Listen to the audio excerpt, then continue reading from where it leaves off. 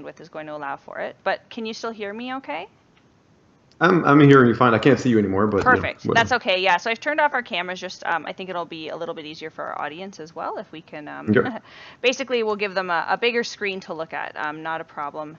Not anything that's going to affect us chatting, but it certainly might help them to see, I think, a little bit more of your game. Now, I guess that's a reasonable segue into talking about Away. I know I have a couple other more personal questions for you about how you got started in game development, but in the interim, why don't we give the audience a chance to look at your game a little bit more, and why don't you tell us a little bit about the project, just in case people aren't familiar. Yeah, of course. So the game is called Away. The objective of the game basically it's through various episodes, and in each episode you play the role of a few different animals. So basically the game is a survival game. You're one of the animals. There's a world where no human exists anymore, so it's just a bunch of animals, and they have to survive. Being they have predators that basically are trying to eat them. They have to go and find resources, so eat food, whether it's plants or other animals. So you might be hunting other animals, and also, of course, like I said, there's no more humans than plants. So this game is in a post-apocalyptic world in a way. I mean, it's mostly nature as covered the entire planet, but there's a lot of natural catastrophes. So whether that's earthquake, forest fires, a bunch of different things like that. And so it's always this constant threat of being hunted by other animals and surviving the threats of nature. Interesting. And the game is in VR. I mean, it's in VR, but it's also, there's a variation of it that's in more traditional, so traditional controllers and computer screen. Now, is it a fantasy planet, I guess, is the question? Or is this supposed to be a real, like, is it supposed to be Earth? Or is it sort of like a bit of a take on Earth? Yeah, in the game it's not. I mean, eventually, because there's a larger arc to the story, and you learn some stuff through the game. There's some stuff that make you think you could be on Earth, definitely. Like plants and everything is definitely like a planet, like Earth-like planet. And the animals are Earth animals. So they're recognizable. Yeah. Okay. Yeah, absolutely. Like the first animal you play is a sugar glider, for example. It's a small, like, flying squirrel thing. So it's a very, very and, cute animal. That's all people really need to know. It's a beautiful game. I mean, the reason that I wanted you to, I guess, explain it in your own words is that the visuals on it don't necessarily, I don't think, capture what the gameplay is really like, but it certainly gives you a sense of what the feel is supposed to be. What's sort of the objective, or is there is there a way to win? Yeah, absolutely. Basically, we have the objective was to have a very strong, let's say, narrative behind it, and a very strong dramatic curve throughout the game. So as you play, there's one element I didn't mention, but basically throughout the game you have this voiceover throughout the game, and it's basically like a how do you call it? Like, those animal documentaries you see, so like a reassuring voice that kind of describes a little bit of the story. Oh, like so Animal Planet or something like that? Yeah, exactly. So basically it kind of guides you, gives you a little bit of hints on what you do, and there's some interesting information that's given through that also. But basically your goal is that there's a story. So for each of the animals, they're faced with decision throughout the game. They basically need to survive. They start from a point, and then series of catastrophes creates like a migration of animal, and you have to basically avoid what's coming behind you, and your goal is to move forward while being able to survive. And there's a relation between you and the other animals, and that kind of builds a story around that, where you have to make different choices and try to get to basically a safe heaven in the end. Interesting. Basically trying to survive, yes. And I brought up this game in the context of survival games, but it's certainly not your traditional survival game. It's like survival in the more, I guess, literal sense, or sort of like real world sense. Right. I guess you're right. Yeah. But it is a survival game, so I know it fits into that niche. And you guys were greenlit on Steam, which is obviously a great sign of interest from the community. I guess, is this the type of game that you yourself personally sort of envisioned making when you got into making games? Is this something that is sort of your style, I guess, is what I'm getting at? Yeah, it's interesting. You said I think there's games I like to make and there's games I like to play. Like on an everyday basis, I play strategy game mostly. Mm-hmm. Like that's what I enjoy the most. But one thing that I loved about those games is it's always been when there's a strong story behind it. Like I feel like I'm part of a movie almost. Like I'm Right. starting somewhere, I'm getting, and this is always something that's I always thought was cool. So with Away, that's really like I think one of the key points we try to integrate in this. We're three partners in the company. Okay. We're about 11, in total about 11 people working on this game. Okay. But three of the partners that started this, and I think especially for one of the partner, it was he's a guy that has done a lot of advertising, a lot of short films and stuff like that, and for him it was important Ah. the whole narration and the whole this was very important. So that's really reflected within the game. That's interesting. Uh, Yeah, it really is. Oh, I did not know that. And when you say the three of you as partners, that's the studio Breaking Walls, is that correct? yeah, exactly, yeah. Excellent. And I guess you touched a little bit on what's sort of unique about working in VR and some of the challenges. Is there anything that your studio has, I guess, learned in the process, or anything that you're sort of that you're aware of when it comes to VR specifically and development that maybe you didn't realize at the beginning?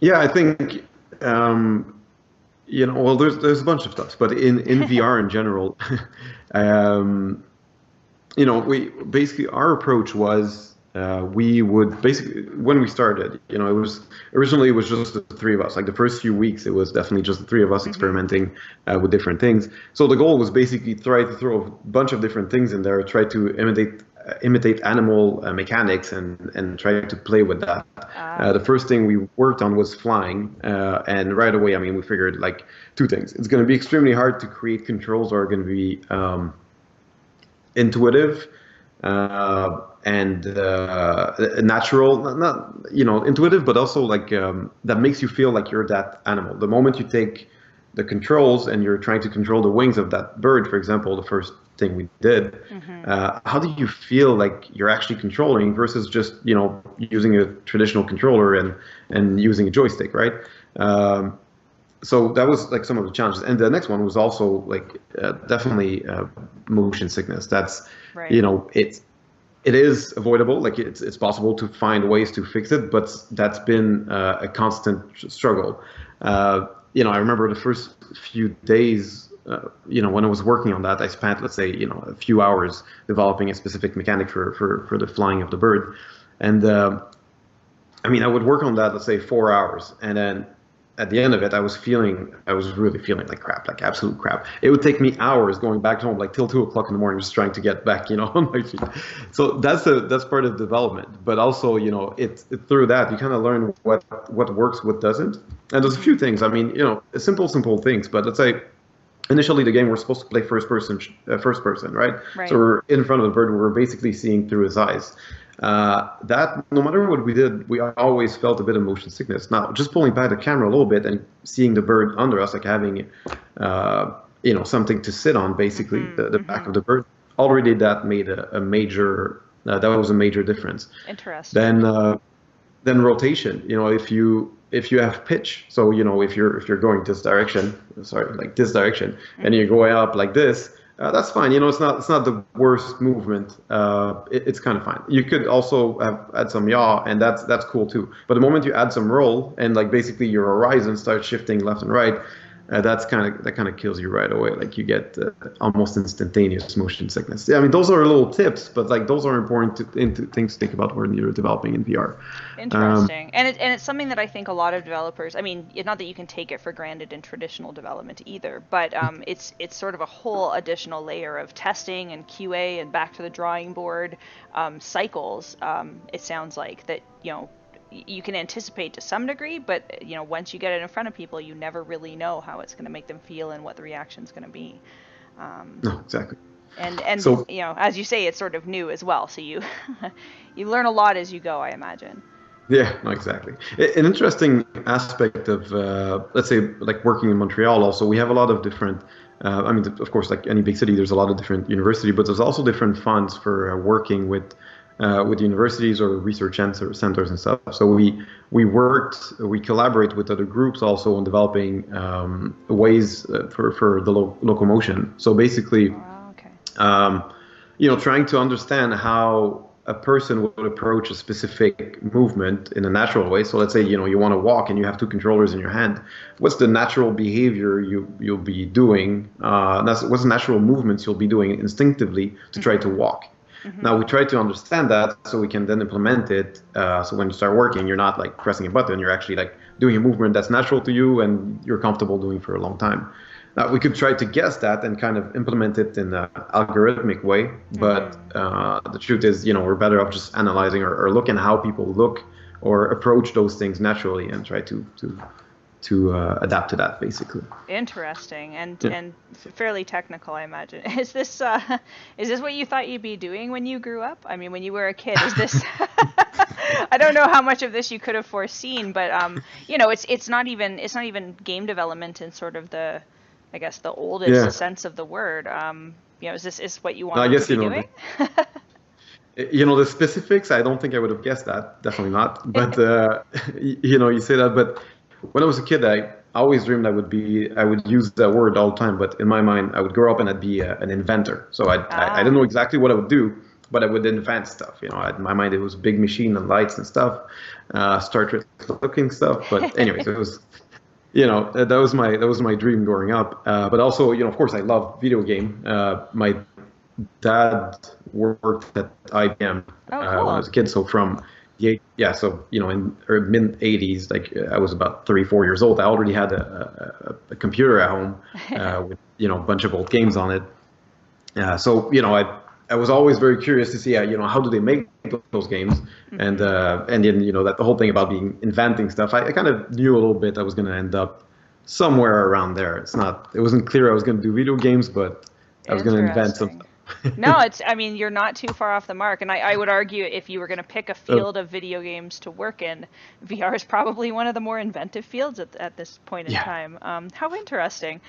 Do you think that there's any kind of thread between the type of things that you like to make? Like, is it the fact that you're inventing something new that drives you to work in games, or is it working in VR at this point in time? Like, what's sort of the common motive for you?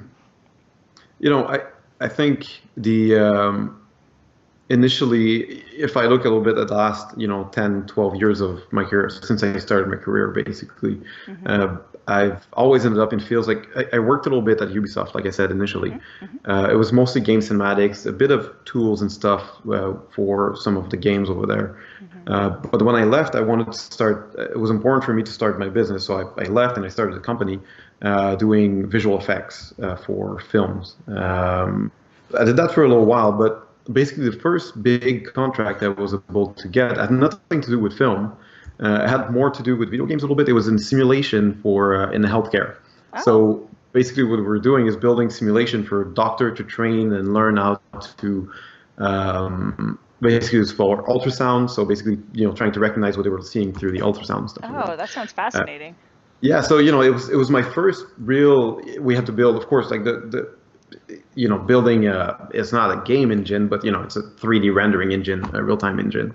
A lot of like interaction, so close to what we do with VR right now. It was not with VR glasses, but at least the controls were similar in a way. That's right. Yeah. And and so I worked on that quite a bit of time till it got bought by another company, and then I ended up working again in healthcare a bit later, right before I started breaking the walls. So if I look at that, there's definitely a trend there. It's like it's always been. I always enjoyed working in like the what's visually pleasing, like having some visual results, something to look at, whatever I'm doing. But also something that's interactive with some technical challenges behind it. So whether that's simulation in healthcare or video game, I kind of I love those kind of crazy challenges. Nobody knows how to do it, and then I'll jump it and I'll try to figure out something cool. Some clever Interesting. solutions. Oh wow, that's I mean that's a very specific I think mindset, but it sort of fits again a VR developer to a T, very nicely and Yes. neatly. Wow, you're really in the right job. Very Absolutely. I think interesting so. though. I am interested. I know you mentioned that you're sort of more of a sort of strategy player. Are there any video games from, maybe your childhood, since you did have a computer at home while you were quite young, but are there any video games that stood out to you and maybe didn't influence you in VR necessarily, but just, sort of increased your passion for Mm. games? Yeah, I think it's when I was younger, I enjoyed a lot of games. Of course, when I was really young, it was mostly the Sierra games, so point and Mm-hmm. click. Mm-hmm. It's not strategy, but as a kid, I guess those were easier. Also, Yeah, you could just click in the screen until you actually click on the right thing, I'm sure there was some endlessly, strategy involved. maybe.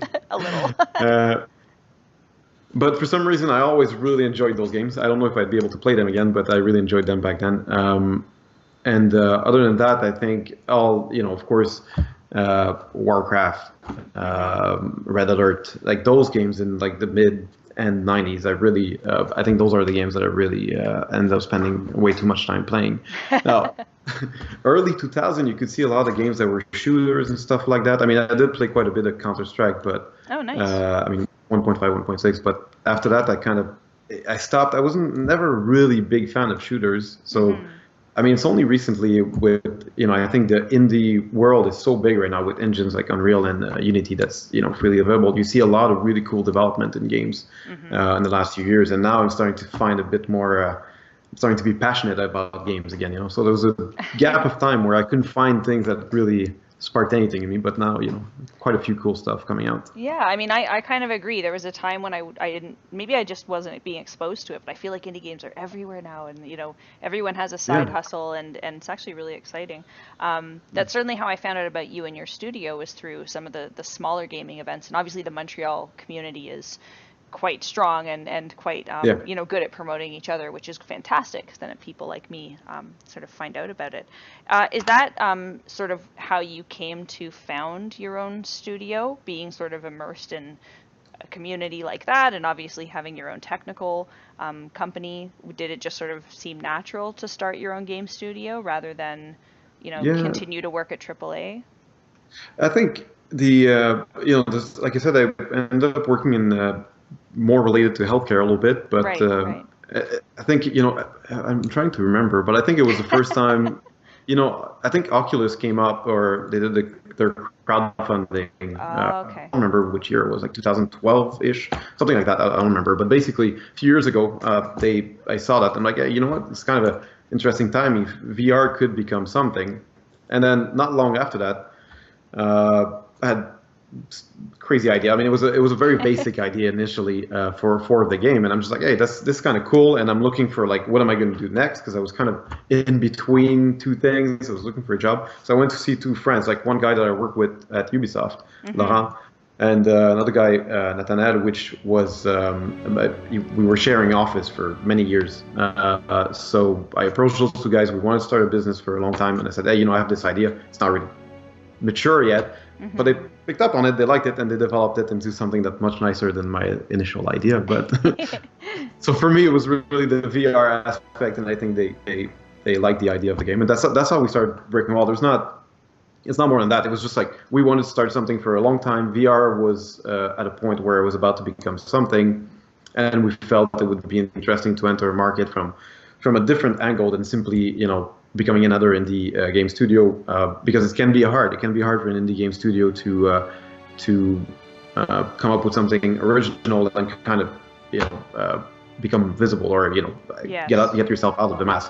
So we figured, if we enter it from another angle with VR, then maybe we have a chance of getting a bit more visibility then. Definitely true. Yeah. And it's nice to be sort of early in on the market with something that, potentially can resonate with a lot of people, because they'll sort of look back and compare everything later to you. Yeah. You guys are doing a great job with the game. I mean, the visual impact is there. We're sort of playing some of the music in the background as you and I are chatting now. It's really well done. I know that the game is going to be demoed at a couple events in the future, but you will be at CGX speaking about some of these topics this coming weekend, correct? Yeah. This weekend we're going to be. It's a small panel on VR, and I'm going to be talking about a little bit of the challenges I talked about earlier, but in more depth about the how to create a feeling of we call it incarnation, or feeling like you're owning your avatar, and that there's not much, trying to close a little bit the gap between you and your avatar and feeling like you're the same person. So you control it, and it's natural, and you forget a bit that you're in VR. That's kind of where I'm going to go. That's what I'm going to be talking about. Oh, interesting. That'll be a great panel. I will obviously be there as well. So that's something that I'm looking forward to checking out. I'm curious if there's anyone, and this doesn't have to be anyone who's going to be at CGX. But if there's anyone who you look up to in the industry, being that VR is rather new, and there's not, I don't imagine a lot of people that you can necessarily look up to. The technology's only been out for like 5 years or whatever. But is there anyone who you sort of look to, or who's maybe doing things in VR that you think are sort of cool or admirable as well? I think, I look at the overall the world of VR right now.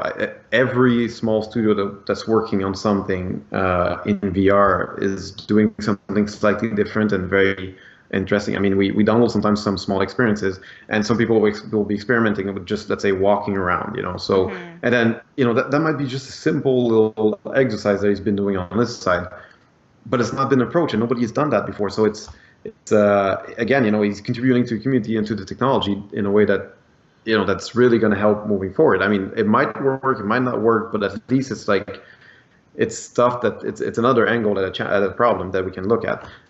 So to say like there's one person in the field of VR that I really look up, not really. I think I'm really impressed by just overall like the amount of energy and effort and the creativity of people that are just putting in VR in general. Other than that, so, for me to mention one person, not really. But overall, I'm gonna just get back on that a little bit. Like, I think I've never been somebody to really like have one person that I can say, oh, this, like a mentor this something. or something. Yeah, no, Yeah. exactly. I love to look around at what people do, and people always, everybody is either great at certain things or they have, some faults and weaknesses. And I think overall it's just about like learning from the strengths of everybody, and also learning from the mistakes of people, so you don't do those mistakes again. Very true. So yeah, I mean, it doesn't really answer your question directly, but that's my vision of this stuff. Well, and I think it's interesting. I often ask that question of people, and it's hard for them to come up with an individual. I think when you're in a community that's active and, as you say, somewhat experimental, it is hard to pinpoint sort of like one person to follow. Everyone kind of has something of value because it's all new. And it's all worth exploring. So that's a perfectly acceptable answer. I guess I'm also curious, and again, this might be a hard question to answer given the state of the industry, but do you have any advice for other developers who want to work possibly in VR or possibly just like yourself in something that's experimental and maybe a little bit groundbreaking? Can you give them any sort of, I guess, insight based on your experience or even wisdom that you've learned along the way? Yeah, absolutely. I think if you're going to be doing something, I mean, and this is good for any kind of development, but I think the goal is to not narrow your interest in one specific area. I mean, a lot of guys, let's say in game development, a lot of people are, really passionate about video game, and it becomes a little bit the center of their life, and that's what they know the most. But the more knowledge you have across the board, like in anything, it could be, other aspects of science, it could be history, politics, finance, whatever. You just touch every kind of field. I mean, you're not going to become an expert in all this stuff, impossible. But if you're curious about all this stuff, then you pick up small elements here and there. And when you have all those little elements, they become like, they become notes that you can put, or instruments you could put in your composition, where when you're faced with a challenge, you approach your challenge like a composition, and you throw those little notes and instruments at it, and you can create a masterpiece. That's where, for me, the importance is having a lot of knowledge, so you have tools when you're faced with complex challenges, if that's what you want to do, if that's the part that you like. So for something like VR, where you really have to be creative about the different things, I mean, yeah, if you really understand video games, that's going to help you somewhat. But if you really, have touched a little bit of machine learning, for example, if you I don't know, like you've touched a bunch of different things, and you can start throwing some of those elements in there, and you say, hey, it's or statistics. You've done some statistics, then you start understanding how you can sample like a larger pool of people or behavior, so that you can incorporate in game and having a natural way of interacting with the game. Like that's I think for me that's the most important. For me, I think that's my biggest quality. So that's the one I'm going to say people should have. But well, and it's obviously done well for you. But I do think that sort of necessary curiosity is inherent. I certainly don't have the patience, I don't think, to develop for VR, especially at the state it's at. But there's some really incredible things being done. Away is certainly one great example of that from Breaking Walls. So I really appreciate you taking the time to talk to us about it today, Absolutely. Sebastien. Now, as I mentioned before, you will be speaking at the Canadian Gaming Expo, so that'll be a VR panel. We'll probably be live tweeting that, so anyone who's not going to be there, you can check it out on the GameDev Cafe. And if you're going to be there, please do, come say hi. I'm sure that if we have any other questions at that point, we can get them answered too. I do have a final thought, and this is a question that I sort of asked before, but I guess maybe not specifically enough. But I'm curious if you've played any VR examples that you would recommend to other people. And I don't mean your game. I think your game, yes. No. Yes, I think your Away is awesome. But if there's any others that you think are maybe doing it right or doing it well, specifically when it comes to things like motion sickness and maybe some of just the kinetic issues in translating that through VR. But yeah, anything that you've come across? Yeah, I'm just trying to remember I'm bad with remembering names. I'm just trying to remember the name of a few games, but there's definitely there's a bunch. I'm just trying to remember names. Wow. Well, now that I'm looking for the words, I can't find it. And we can link them afterwards. But yeah, just something to think about, because I know a lot of people, like I've tried a lot of VR games at a lot of different events, and they come, I think, in different levels of development, or polish is maybe the word I'm looking for. So there's some really cool concepts that I've tried that, even though they may not have been the most beautiful thing, I really felt like they got it.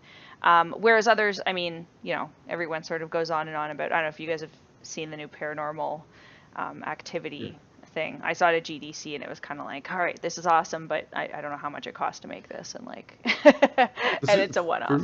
I think all the small, I mean, there's a lot of cool games, and I'm looking for the words. I can't, like, there's a PlayStation one where you have the gun. I can't remember the name, but anyways, they're all, and aesthetically they're perfect, they're beautiful and everything, but like you said, there's a lot of small experience you can pick up on Steam, and even some you can just download from the internet. And I can't remember the name, and I wish I remembered the name of the guy that did it. But there's this, you were like a gladiator, and you basically, it's very procedural, and the character comes toward you, and you swing an axe at him, and you break him in pieces. And the whole, I think it's far from being done and super polished or anything, but the level of control you have over your character and the procedural aspect of the animation of the other one that gets destroyed, there's something that's, with a bigger team, I think this could become something that's very big. And this is the kind of experience that, I think are very fun to experiment with. And there's a bunch of them that are even free online, because people are just experimenting and throwing them for free on Steam and stuff. So and it's funny you mentioned that, because Away has a free teaser as well, does it not? It does have a free teaser for the one of the flying experience, yes. Excellent. Great soundtrack by Mike Resnick, also. Great guy we work with. Beautiful soundtrack on this teaser. The beautiful soundtrack on everything I've seen for this game so far. Awesome. Sebastien, thank you so much again for your time. I really do appreciate it. I will be sure to catch up with you at CGX this weekend. But I think in the meantime, given that we had some camera issues and some technical problems today, this worked out pretty well. What do you think? Yeah, it was perfect. I appreciate it. I mean, I hope I didn't talk too long. I don't know how long it's been. That's okay. You didn't talk too long at all. No, I'm keeping an eye on the time for the benefit of people who have to do other things other than sit here and chat with me all day long. But I guess for those of you watching, thanks again for tuning into GameDev Cafe. We will, as always, have this interview up on YouTube after the fact. So if you're curious about what we've been talking about, if you have any questions, certainly follow up with the GameDev Cafe on Twitter. And in the meantime, again, if you want to check out more from Breaking Walls, you can go to their website. You can go to awayseries.com to try the free teaser. And again, get sort of a sense of some of the atmospheric elements that have gone into this game. Sign up for the mailing list. I certainly have. I'm really eager to see how this game progresses. And yeah, Sebastien, thanks again. Thanks so much for sharing some of your insight with us. Thank you so much for your time. Honestly, it was a really cool interview. Thanks. Awesome. We'll talk to you guys again soon. Take care. All right. Bye-bye.